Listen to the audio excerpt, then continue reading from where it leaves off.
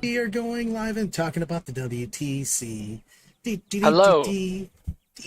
I think Brad is very excited about the WTC, but welcome to the almost final installment of our ongoing WTC series that we've done for the Art of War, where much more veteran WTC players than me have talked about stuff, and I have learned lots, and this has been great.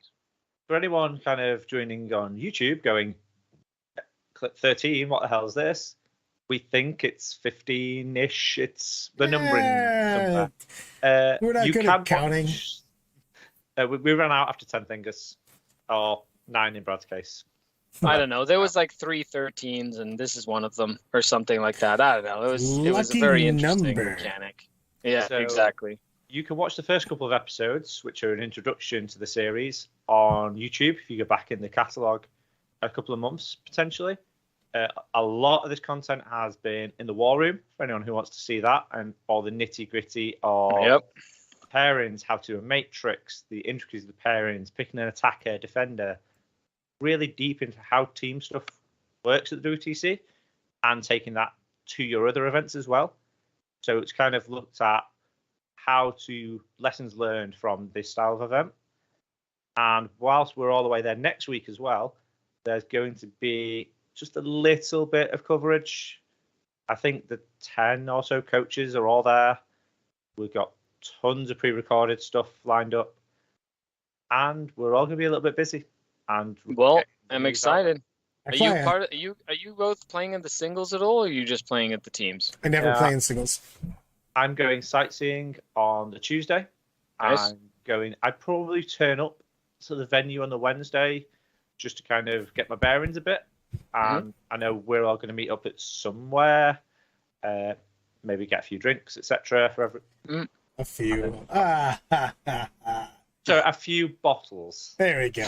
That's more my style. Yeah, just a few drinks. I'm excited. I fly Thursday. I fly 2 p.m. Eastern Standard Time. Brad Chester will be getting on a plane. This Thursday? Yeah. Because you go to Sweden. I go to Sweden. So yeah. I have quite a layover. So to get the cheapo flights, I had to go from Detroit and hang out in New York for kind of an extended amount of time. So then I jump on the plane and I arrive in Stockholm at 10 a.m. local Stockholm time. And we will... Yeah, and I'm just going to... Everybody's getting in around-ish that, lunchish time. So I figure we'll all hook up, hang out, eat lunch-ish, probably start drinking to be fair. We'll probably start drinking, but we're going to hang out. We're going to do a bunch of stuff. And Friday's just kind of a wander around day in Stockholm, probably get our bearings, get back in sleep schedule of time. And then we're going to go to Daniel, Mr. Hesselberg's house, and do a weekend of hanging out, partying, enjoying ourselves, but also putting in a bunch of games. Yeah, it sounds like a really fun time. That's good. You guys, the U.S. does that almost every year, right? Go to Sweden, some of the U.S. team does. Which is exciting. Yeah, the alcoholics all go to there. Perfect. But I really like it though, because especially if you've been coming from a lot of singles events, singles event is so much different than European style team events. It's a completely different play style. People are not just going for wins, people are going for points. So a lot of times you have to really get yourself into that grind points out mentality all the time. And it's so big, and it's nice to get those games in, even though it's in a really fun, hangout environment. We still talk. You play the game, you talk through the game, A lot of times we'll after the weekend, I've changed the matrix several years. We've, after you play multiple games, you're like, I played Jonas from Finland. I played, Daniel from Sweden, a couple times we've had a couple other countries come in. And you're like, well, we actually think that it's this. And then you play it and they play it slightly different, and it gets your head in the game. And then, we take the second part of the holiday, by the way, which is I as usual, I'm a scheduling master. So I'm taking, after we party all weekend, I'm taking a 5 a.m. flight to Amsterdam. And then we're in Amsterdam for 3 days. Yeah. So And we never heard of Brad ever again. Because... Well, like Brad was saying there, though, you can play 10 practice games. Like me and Brad could play 10 games, and I play the game in this style, he plays in that style. I'm like, okay, it's normally a small win to me, like 12-8 kind of thing. All of a sudden, Brad goes and plays Scary, and he plays it way more aggro, potentially. Yeah. And all of a sudden, he's like, oh, I thought this was okay. This is actually really bad. But only if they do that. Right. If they don't do that, it's okay. Yeah.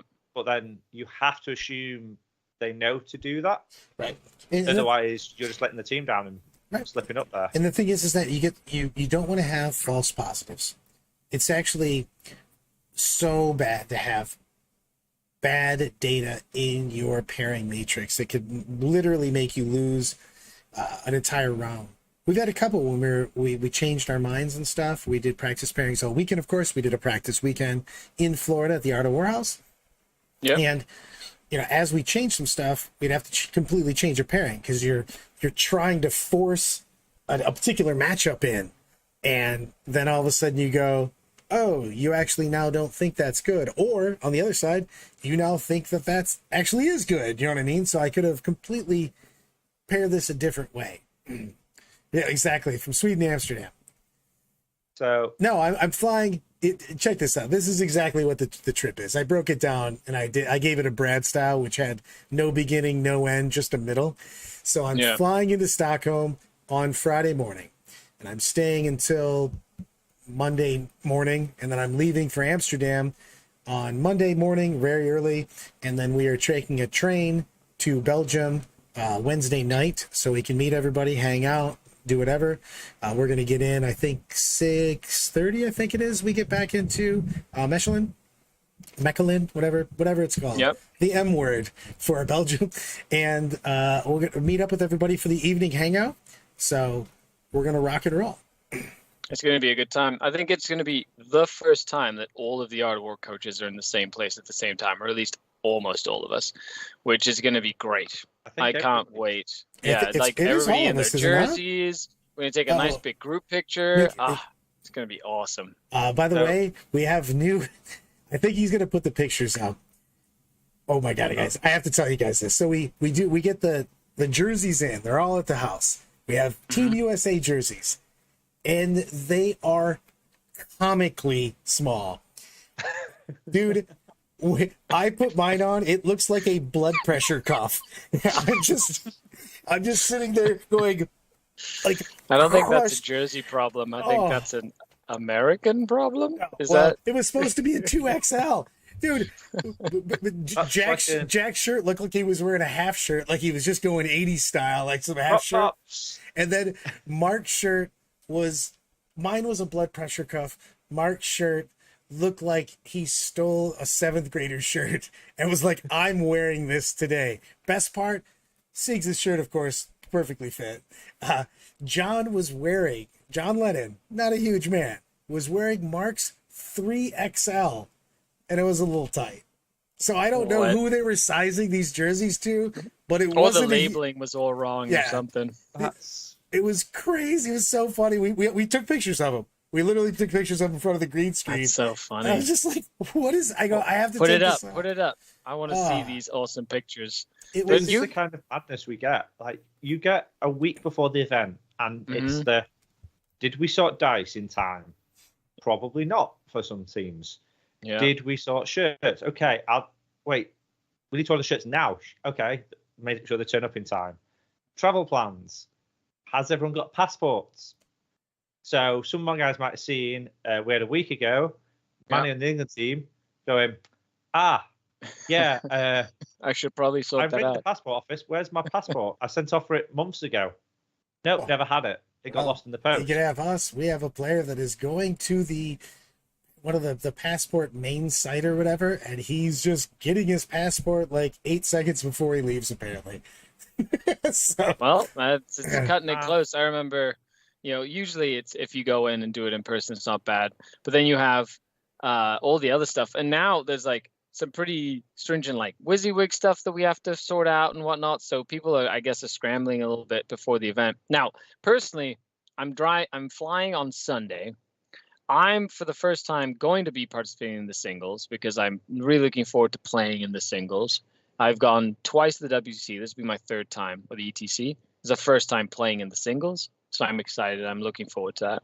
And then I'm going to England, and I'm going to be going to hit the town. I'm going to do some stuff with Tabletop Tactics and Hellstorm Wargaming and Winters. I'm going to do some filming, so I'm really excited about. Very nice. He's not visiting me. Weak. Well, No. just I'll just tell me where your address is. Put it on Twitter. Just tweet your Yeah, address. I'll tweet it at you. Yeah. Yeah, I love it. So- Neil just goes, Cammy, I hadn't booked a hotel room until I reminded him last night. I, as usual, did what I call the Brad Chester method, and I said, somebody will figure it out for me if I just throw it out there, and everything worked out. It just works out. On Discord today, the WTC Discord, open to anyone, loads of cool stuff going on there. All of a sudden, you go, oh, there's a different Mechlin with an A, not an E. I need to change my hotel booking. Not me personally, but someone was like, yes, okay, different town. I definitely similar don't want to name. go to somewhere in like Romania or something. I need to be in Belgium. Oh, it was still Belgium. It was just still Belgium. 40, different. 40 miles away or something. Down. It's a big thing on that. We're so psyched. I mean, I'm super. Not only am I leaving in a few days, but I mean, I literally hours ago was just doing our last practice. So Yeah. I'm so excited. We've got everything rocking on. I think that all the boys are right on target. It feels good when the team starts to. It's so hectic in the beginning, especially now that you did all this flipping around for Nephilim, where it felt like. No one knows what they're going to play. No one knows what they're going to do. No one knows what the rules are going to be because we had to wait to see what got voted in, what's going to be let.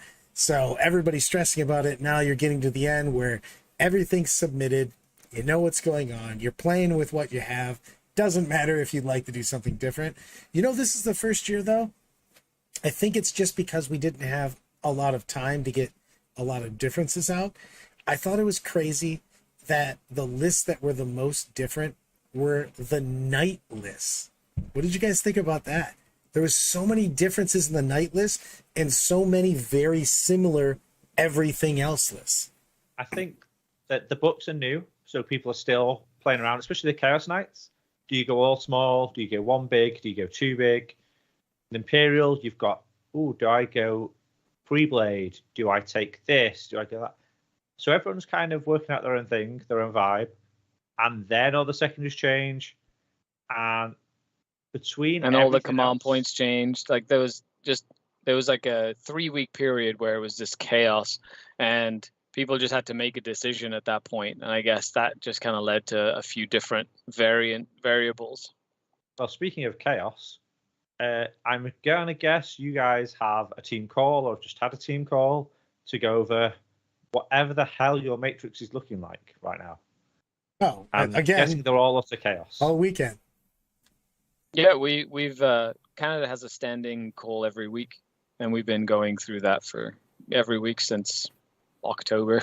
I do love that. By the way, this is my new favorite army title. Is Abaddon with a bunch of small war dogs. Yeah. It's called Don Walking the Dogs. I saw that name today, and I'm like, that is brilliant. Brilliant. Shame that it's not not shame, I don't think personally, but we won't see that this year. Maybe next year if it's still not changed. Just because there's no new Chaos book. But by next year, do you want to mix those two books? In singles, sure. In a teams, you've got to make that decision. Do you want that night list somewhere different? Yeah, you only have so many books you can use. You know what I mean? So you got to make the best with what you have. Well, if you look at like the meta right now, like the Nephilim meta, if you just look at the stats that are coming out from this weekend, like it is the most balanced this game has been in a very, very long time. Like there's like a huge spread of factions, then the spread of win percentage hasn't really changed too much. Like it's within a 10%, like range for a lot of the main factions. And I feel like that's going to translate into like a very interesting like team championship. Like it was tough. I think it's I think it's gonna really come in. Not only that, but we're a couple of the missions that are not getting played, which are the weird Dawn of War ones, and a lot of those missions are very much like it's hard to like increase that spread in some of the matchups. Like you're playing because you have one, I have one, and it's really about who fights over this middle objective, and that's going to kind of skew it. That sort of thing. We talked about this on Meta Monday. Yeah, I mean, we're talking about it on Meta Monday a little bit because if you're playing Mission 11, you're playing Mission 33, and your opponent just plays really defensively, it's very hard to get a spread. You know what I mean? Of if you're not Sisters or Necrons. It's very difficult if your opponent just decides to play passively. He's just going to sit and take banners and something, maybe a psychic secondary, and just sit and just score. I mean, you get 15 free points at 33. It's hard to get that differential on that. I was just going to say, I think the pod phase also makes that really interesting. Yeah. We have that Mission 11, we have Mission 13, and we have the Scouring mixed in there on day one in the pods, which they're all interesting missions. They're quite tough. They're quite centralized. Can be a bit low scoring. Can be hard to break each other down. But they also share the same terrain setup. So they're all designed for the Hammer and Anvil setups, which makes the Mission 13 especially a little more interesting because it's more open than it seems. Hugely. Because of the layouts. And then you've got that Anatol 2, Hull 3. It's such a big deal. Story. I have the pairing sheet up and everything just to kind of have this on the side for us. But it's a big deal because these tables mean such a big deal. And we really went over that. And it was funny because America Practice 1 was like, we like this army, we like this army. And then as we started to go, the boys started to focus on tables more. And then you realized, oh, wait a second. This game is completely different depending on who gets to pick the table. Because originally they're like, I do this much, versus this Imperial Knight list, I do this. And versus this, I do this. And you're like, yeah, but what happens if they defend and you're now playing on an open table? Or what happens if you're now the defender and you can now play on one of the heavy tables, and it depends on the matchups. The matchups sway so wildly different. This is why I threw up the pairing sheet because, like, for instance, my list, me choosing my table is wildly different than me not choosing my table. Like, not even, it's crazily different. You know what I mean? Well, Eldar in general, you need, like, those tables are so important for you to have something that you can hide toughness 3 but the thing is behind a wall. You look at the pairing sheet and you have to ask yourself, when you're playing defender though, so we put down, you put down your knights, you put down your sisters, you put down whoever, and a lot of times, depending on, because you don't choose your table until after you know your pairing. So an interesting change I just noticed, because that used to be you roll off and then who get the first choice. Now it's after that pairing. Yeah. So someone could take that table you were planning on getting. And the biggest thing about that is sometimes you have to ask yourself, does it matter that much for your table? Say, for instance, your sisters defended. In this matchup, they didn't. They attacked you with Blood Angels, maybe Tyranids, with not a lot of shooting, whatever. Can you take a lighter table so that the rest of the army doesn't have to play their Tau, their Admech, their Knights on that open table? Because a lot of times your defenders are going to have to go, maybe I'm going to get a little bit less advantages of a matchup because the rest of the team would really like you to pull this table out. Or your Knights don't want all of the tree boards or the ones that have, the stuff that they can't go around very well. So there's huge differences there that you can really sway stuff. It's like you were just saying, sisters, for example. All of a sudden, if you're going to put a sisters army on defense, a lot of armies will go, not sure about that. I'm not able to see, I'm not able to get into them. Yeah. But all of a sudden, that same army that doesn't want to attack sisters, if sisters attack them, will go, okay, yeah, that's fine. I can play that now. Oh, 100%. Just having that table choice we had really that, swings. We had that with multiple Sieg said it. We were over multiple matchups, and he's like, this matchup, if it goes into the scrum and there's just the basically the more generic middle-ish tables, he's like, super good. If it's this heavier table, completely could sway a different way. And I love, that's one of my favorite things though about the pairings. That's why I was looking at the sheet on it, just because I love the idea. And I knocked my little phone guy off because I got too excited. I don't know where I slapped it into another dimension, but I love this, that the pairings are a game before the game. Like, you can legitimately have a team, like two teams that are perfectly even. Players, lists are fairly, thing. And then one team pairs poorly and gets caught in a couple traps, and that match can just completely fly away. Yeah, or changes. And something else is, going back to the group stage, something that's different from other world championships in the past is you have that group stage where you're playing two other teams, you're playing a round robin, and it's giving a lot of teams that have always been okay but not like the most polished a chance to really prepare against some of the better teams that they would have to face. And you know exactly the mission too. That's a huge deal. You know exactly who, and I think that alone has a huge because a lot of like teams that might not be, the best well-known teams or that have like the heavyweights in the competition, they if they have drive and they've got like an eagerness to succeed, especially in that group stage, they'll just prepare more than other teams. I think that's going to really switch some stuff up. Sorry, I thought you'd finish then. That's all good. I think it'll be really interesting to see next year how this plays out, because I think over the coming years there's a chance, say, a team that is really nice guys, lovely group of players, but never quite makes it to the top tables for whatever reason. Yeah. They get paired into a group with one of the higher ranking teams, have a fantastic round, kind of form some bond there. They may go away after that event and go, can you give some advice on this? Can you help us with this? And I think that was the kind of original intent, to get that interaction between the top teams and the lower teams to kind of improve the scene as a whole worldwide as well. How tough did you guys think it was? For me, it was super big because we have so many new faces. I can't do like I used to with a lot of the teams, which is pick specific players and go, well, this is their strong player. This guy does this. He's really good with this, because you've seen him so many times. There was guys that I saw 7-8 years in a row. You know what I mean? They were always on the team.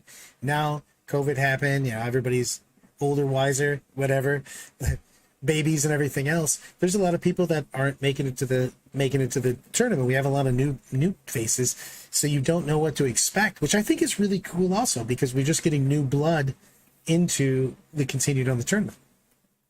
Yep. Yeah, I think that's totally. You can do that at a local level or even at a national level. If you go to a lot of events, like you'll the pool at the top, you'll understand like how people play and things like that. But at an international level, a lot of these people you've never met before, especially if they're brand new. Like you've both have been going to the WTC or ETC way more times than I have, and there's certain players that'll be like, oh, I kind of know how that person plays or that person plays. That's a big deal, though, man. Most people know.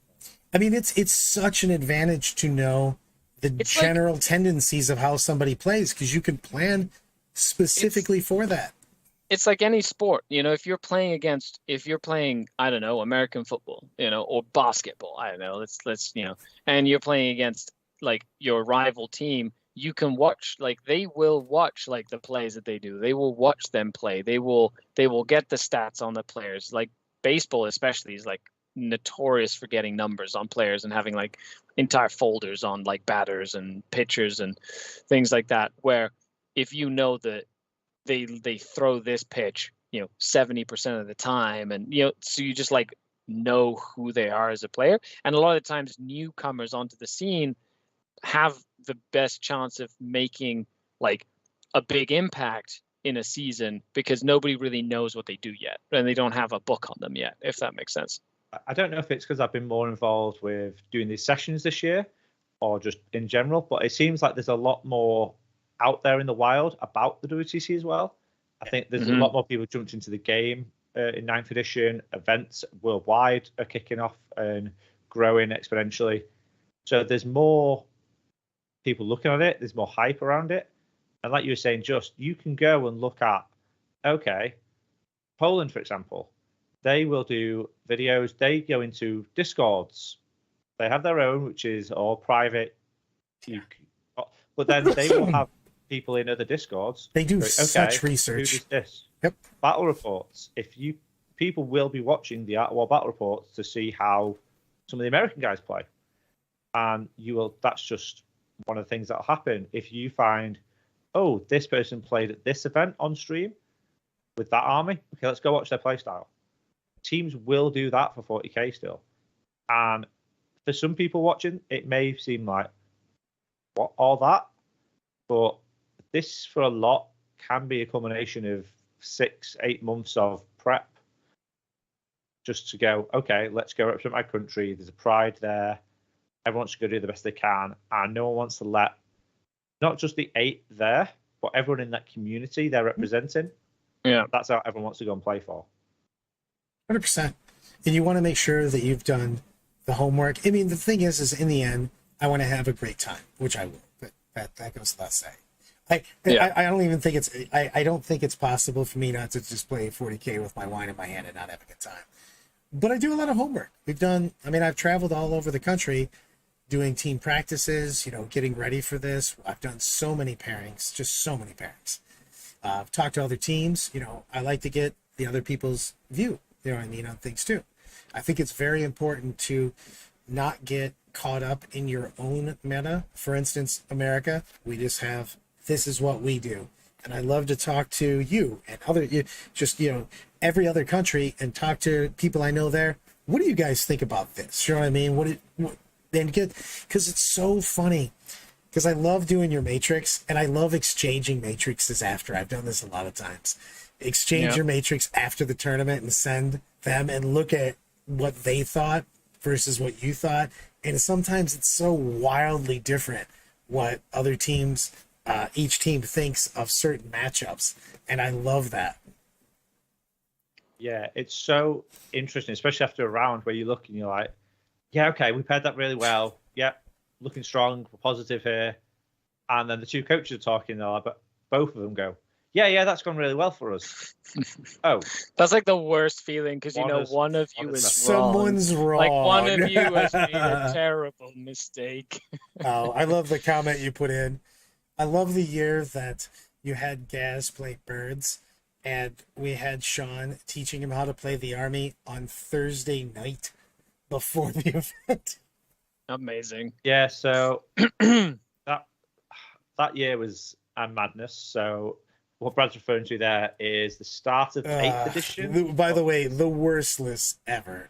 It was when you had the indexes. No rule of 3. Before the FAQs. No rule of 3. No rule of 3. You had 200 brimstones with 9 demon princes. 400 conscripts. Every team I just had heard horror stories. 6 storm ravens. 15 at least on each team. I was like, that was the year before before I started going to the ETC WTC. It was a good tournament, and it was the worst list. It was just like the lamest games. Yeah, you just had the craziest shit happening. You know what? I love the comment here. I always feel like the meta is more and more global for higher tier players. I couldn't agree more. Especially when you start traveling to WTC and stuff like that. I've met people from all over the world, so I get to interact with that. I have lots of the people that coach are all over the world too. So you just get a feel for different metas. And I love that though. You have to not be isolated in your own little, this is what's good. Scar, we've talked about it a lot. You were advocating playing Crusades and stuff like that because it just gets you outside of your little box. Yeah. Well, a lot of times you don't find the next level of your army or your play style until you do something different. If you only stay, well, this is what I think is the best, I was told one time, well, you don't find that new combo. You don't find how to play around other things. Yeah. What's really interesting there, though, is you say it's more global for higher tier players. I think it's just as global for anybody who wants it to be. But what you'll find is a lot of the players who do well at a lot of events, or they're putting more time into things, they're doing that extra research, they're spending an hour looking at the Meta Monday lists, watching our Meta Monday, and going, okay, what's doing well, what's at the top of the game, what's going on, and anybody has access to that information. It's all out there. It's just knowing where to find it.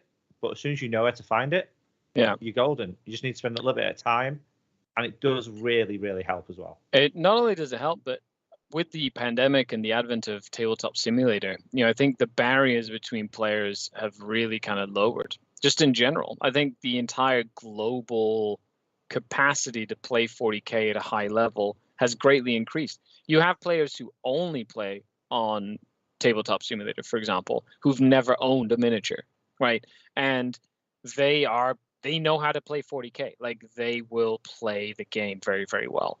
And they're from all over the world. Like, I'm no longer, as a player, limited by the 2 hours that I can drive to go to an RTT, or having to take a plane to go to a GT. There's leagues, and there are pods constantly going on different discords, and there's practices, and you can challenge somebody from anywhere on the world. So I think just in general, as the globalization of 40K has come to the forefront, I think the level of play is just generally increased, and the exposure that people are having to higher level gameplay, streaming, coaching services, and seeing like good players put themselves out there and kind of teach other people, a new generation of players whose skill level doesn't kind of have to follow the same curve, right? Their learning curve will be a lot steeper and a lot faster. It's so fast now, right? Because of the fact that we learned this over 20 years, and we've done this over time. A person who hops on as a coaching client or watches spat reports and like bounces ideas off and stays in touch with the meta, they'll go like this, and then it'll click for them, and then they'll go, "Ooh, I understand now," and they're at a competing level at that point. So it's crazy, because I remember when I first started out, the internet was a thing, and it started to be used for events. You'd go on forums and people say, "Oh, I'm in this area looking for an event." I'm sure when Brad started out, it was just sending posts to everyone in the local area asking, "Who plays? I'm here. Hello." Well, there's chat groups exist. Are the cave paintings for your 4K game? I was just about to say, we just left some smoke signals or cave paintings. I used to use Vassal 40K, if anybody remembers that. Oh, that was like TTS. Old school GTS. Old school. Like playground version. Yeah. But things are definitely global, because me and Scary got a global game in, and we played in the last year. So it proves things definitely are going more and more global worldwide. I like a couple of the questions in chat right now. Did you talk about the necessity to change armies to be at the top, or if that's not needed? It is 1,000% a product of the meta. Right now, you can play most any faction and have a very good chance at winning tournaments. And that's another reason why I always play team tournaments, because of the fact that there's so many more factions that you get to play, because every book is used once. So you get faction specialists, you get how things work, and you can also play lists that focus on certain ways that they're going to kill, and they just avoid the things that they can't kill. So if you have a list that just destroys everything except for knights, well, it just doesn't play knights. Then they don't exist. Exactly. I think it's really interesting in kind of a singles mindset as well, because a lot of players going to WTC will go, "Okay, I've been designated to play Necrons. I'm going to play Necrons all the time, whatever event I can, get the reps in, and just get those games." Some will go, "Okay, I'm playing Necrons. If I take these to a singles event, I am not getting the same interaction. People are not playing for points. People are trying to win. These games aren't as worthwhile practice. So I'm going to take..." Oh, wait, no, Necrons, because Necrons are really good now. But they could have just took anything and tested. Maybe they will take different army to every event to try and win the event. Maybe they'll take it to learn what the army does. Well, it's funny that you say that, because when it comes to the team events, I was going to play some different stuff besides Eldar this year. But because I knew I was going to be playing Eldar in different team events, I just kept playing it in all the singles events I went to also, because I like to get those reps in, that feel. But it is a completely different deal, and that's why it is important. Like Neil brought it up in Meta Monday, we were talking about stuff, where the fact that we have a lot of new guys playing, And it is a big difference between playing team events with people just trying to just grind points and people trying to win in singles. Not that we're trying to win, but like, you know that his player is going to, I'm playing Skari right now, and we're playing, he's not just going to take his foot off the gas and put everything behind walls and accept the fact that he's going to lose a little bit. Because in a singles game, you have to win. In a team event, you don't have to win at all. There's a big difference between a 12-8 and getting 19-1, 20-0'd. And you see that a lot of times from players that have only played a lot of singles and haven't played a lot of teams. They don't realize, oh, this game's getting a little bit away from me. It's not time to go for it. It's time to literally pull everything back. Don't give your opponent the max. Steal as many points as possible. Deny grind. Deny whatever you can. Take an extra turn of getting one more objective because all those points mean so much in the thing. Because if we talked about, man, if your guys you've got, so say 5 wins and 3 losses, and all of your losses are 5 to 10, it means so much different than just getting Zippos. I mean, it's just frustrating when you get those. It's really interesting when you kind of transfer that to WTC singles as well. So in the past, it has been using the 20-0 system. Yeah. At the end of the event, you've got 6 rounds, so it's just go out 120. So you could still have those games like, okay, it's a bad match. But this year, they're using that as the secondary tiebreaker. So it's going to be very interesting because a lot of people will still bring their team stuff or their team's ideas because they want to get those reps in on the terrain, in the environment, because it's very, very different playing WTC singles to a normal singles event because everyone brings different play styles. But then all of a sudden, you're playing a WTC style game, but needing to win. So I think the singles this year will be very interesting to see how that pans out. As opposed to people just trying to put up random big scores and just going for battle points, 100%. And there's a lot that goes into it. I mean, I've went about this ad nauseum. I'm going to keep doing it because it's a WTC show, the clinic show.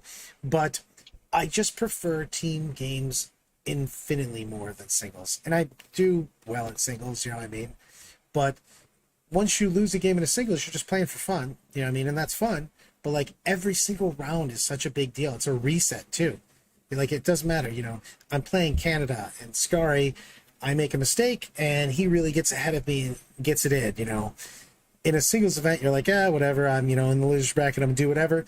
In a team event, you know, I play you in the next round, well, I have to get my crap together, you know what I mean? I gotta be back in my game, ready to go, maximizing my score.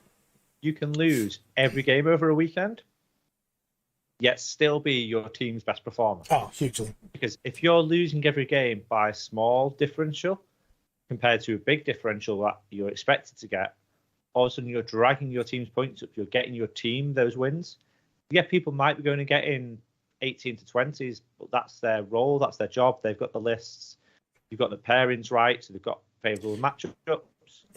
Veterans know this too. Favorable. And that's a huge thing. Like people don't realize this that haven't been before, and I want to stress that.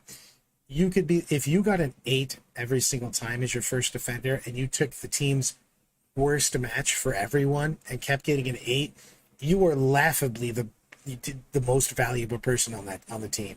And you could lose 7 games in a row. If you just took their tile, their Tyranids, whatever's the worst for the team itself and just blunted that, because those are the lists that, like you were saying, that are supposed to get 16, 18, 20s. And if you're holding that down to a 12, you've just done a miraculous job for your team. When it comes to the point differential, especially. Yeah, I mean, it's just, that's just how you win, though. That it's just a big deal because you just get, you know, you got 8 points where you weren't supposed to get 8 points, and they're not getting that 18 or 20 that they're supposed to get, you know, all of a sudden the matrix for them, especially, you flip that, you're just getting bonus points at that time. It's such a big deal. Stealing points away is huge, and that's why it's also, I love the fact that also you have to play games all the way. You're playing in a singles event, and you basically get to a point where whatever, you're going to get 95. I can't get any more than 75. I can't get more than whatever. You just kind of talk it through, and you get your 8, 90, or 100, and I score whatever I score. In a team event, man, you don't do any of that. You grind, because a 14-6 might be the difference in the game. You know what I mean? So you need that one more point. That 15-5 you guys drew, you getting the 6 might be the difference between getting that 86 point. So you have to play, and I love that you have to play the whole game. So you get to play more. So what are your thoughts then on singles events like WTC singles using that 20-0 as their tiebreaker? They're not using the 100-0. They're just using your tour at a 20. I would rather have, because you know why? Because Win lost primary first. Yeah. The thing is that it just makes it so that people have a reason to play. Because right now, if I'm playing someone and I do get ahead, I have absolutely no incentive to try to deny them any score. If I'm going to get my 97, why would I ever try to stop them from getting points? Because it actually is a risk for me. Because if I try to stop them from getting a score, I might actually lose some score, because dice might go wrong. I might make a slightly wrong move. They might make a great move on theirs. Why would I just not leave them alone? If I've solidified the win, I'm just sitting with my sisters, and I'm just going to take banners. I've got my leap. I've got my defend the shrine, and I've got my 2 objectives. And if I just sit here, I win. Why would I bother? In a team game, or if it's not even a team game, if you just play the differential game, I actually have to go interact with my opponent. And I like that a lot, because it gives me a reason to, besides just going, I'm being kind of a D-bag just to make you have less points. Now my points are completely interacted by me playing against you. I think that's a way better way to play. Yeah, but I think that's, but that is also balanced with the fact that, like, you can only take each codex once, right? So, like, you can't, like, some factions can do that and some don't. Some have to go get points, some can stick around. And I think that's part of the beauty of it, is everybody has one chance at taking a list that can do that. You know right? what? I'll give you that. Which is probably why I just appreciate teams more, because there's less meta problems. Because if one list is just dominating, well, that's literally one guy on a team. You know what I mean? So, sure, somebody's going to have to jump on the grenade, basically. But besides that, it's not like you have 10 AdMechs. You know what I mean? You have 1 AdMech. So, I'll give you that. I'll say in a single system, yes. If the thing is if we have a balanced meta, the 20-0 system works fine in singles if the meta is balanced. I think it's weird when you look at smaller team events. Yeah, you could run a 4 or 5 player team event, which they're a lot more popular, those kind of numbers, than 8, because it's a lot easier logistically for people to sort and arrange. But then you may have, your Nids, Necrons, Sisters, Harleys, repeated quite a lot. But if you know those 3 or 4 specific things are going to be there a lot, actually this weird army, like G-Steel Cult, for example, could be great into 2 or 3 of those. It just let you open up that little bit of flex and see what's going on. Let's go into the chat real quick. Feel like your description there is a little bit situational. You're saying you're confident someone can catch your points. You get to points in games where you've say if you've made that push and I've killed everything that Matt has that went to the middle, and you're sitting on your back 2 objectives with things. I don't have any imperative to go back there. If there's no differential, I don't care what he's doing anymore, because I've now scored. If I look at the board and I'm going to get a 45 because I'm going to get a 12, I've got an 8, 12, 12, and I'm going to score all my primary or my secondaries because they're just me sitting in the middle or whatever I'm doing. There's no reason for me to go kill Matt's last 3 or 4 units, his HQs and his guys in the back, because I get no points. I get nothing for taking his last. I could say I'm going to hold 2 objectives. So I'm going to get 8, 8, 8, and I'm going to get banners, banners, banners. So I'm going to score another 25, 30 points. But Brad is going to score those same 25 to 30 on his end, and he's already up by 10, 15. And there's no way of me coming across there and making a difference to his score. All of a sudden, if it's a differential, I have to If go he there. can go and push me down to 15 rather than 30, he gets more points as a result overall. So that's where the incentive is, to have that interaction and not just go, But it also well, if you just sit there, I'll sit here, we just score. Exactly, then you just walk away. I mean, it's good for drinking time, but it's just, as far as the game goes, it forces you to continue to interact, which I think is a really good thing, actually. Yeah, no, it makes sense. Overall, like, it has been an absolute pleasure discussing the WTC with both of you. Like, for anybody who's just watching this and hasn't checked it out, in the War Room we have a full series, and we have gone and broken down everything. We've broken down from building a team for not only an 8-person event, but like a 5-person event, like the philosophy that goes into building lists for that team, to how to do matchups. We did a full pairing. We actually paired. Brad and I paired off and figured out how to like face each other's armies.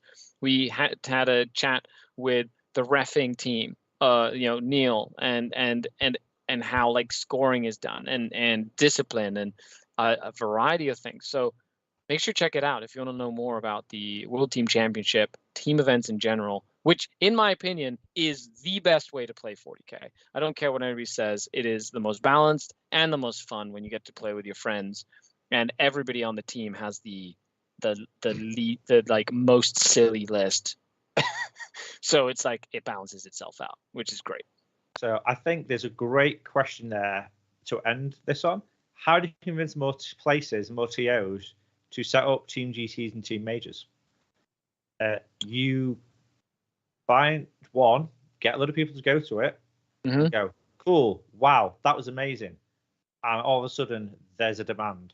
Yeah. So I used to run one a year, and now we run 3 a year because people go, well, that was so much fun, and let's go back. Don't be afraid to also just jump on a team. If you're a newer player, you don't have a ton of people, you don't play 40K, get in literally the War Room Discords, look at your local Discords and stuff like that, and just look for people that are going. A lot of people just need a teammate, and it's just a lot of fun to just jump on there. Oh, but we have one thing before we leave. Way earlier, Neil wanted to know if there was any lists that basically you went, oh, that's a nasty list in WTC. And I am curious to see both of yours. So my view is slightly skewed because we've been looking a lot at the day one stuff recently for the pod phases, but there's a couple of lists there. Like there's a guard list the Italians are bringing, looking at going, okay, guard. Okay, that's a lot of bodies. It's a lot of las cannons. It's a lot of You forgot that they're also a big boy that they're sitting inside. Oh, yeah. And it's like, oh, that's... It's not just it's guard. Cool. It's that on some matchups, on some boards, could be a real problem. Yeah. How are we going to deal with that? There's a lot that are interesting like that because of the concept of, I'm going to pick one of these matchups. I'm going to pick this board. And all of a sudden it's like, oh, actually, it's not going to smash the whole event. 1 or 2 lists will beat it. But then do those lists beat other things more? Do you want to use it against that? Some matchups you will just go, I'll just give that list a win or a draw, or we'll just go, okay, just whatever. It's going to get some points.